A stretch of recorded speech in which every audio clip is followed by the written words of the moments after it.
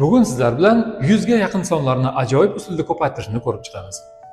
Qarang, 97 ni 96 ga ko'paytirish. Ikkalasi ham 100 ga yaqin son. Misol uchun 97 100 ga 3 ta yetmaydi. Agar 96 ga qaraydigan bo'lsak, bu 4 ta yetmaydi.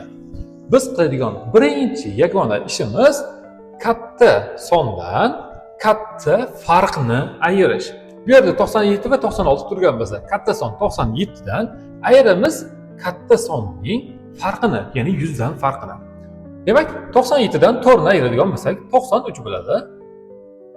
Va qiladigan oxirgi ishimiz qoldi. Farqlarni bir-biriga ko'paytmasa. 3 karra 4 12. 12 ni yozsak bo'ldi. Javob tayyor. 9312. Ha, mana shunday oson. Keyingisi 92 ni 95 ga ko'paytirish.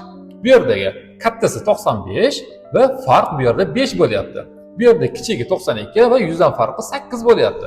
Biz kattasidan katta farqni ayiramiz. 95 dan biz 8 ni ayiradigan bo'lsak, 87. Va uni yoniga farqning ko'paytmasini yozib qo'yamiz. 8 kare 5 40. 8740 javob tayyor. Keyingisiga o'tamiz. 94 va 98 ko'paytmasi. Bu yerda katta son 98, buning farqi 200 dan, 94 ning farqi esa 6. Demak, biz kattasi, ya'ni 98 dan katta farqni ayiramiz. Javob 92 va davomiga farqlar ko'paytmasi. 6 kare 2 12 yozamiz. 9212 javob tayyor.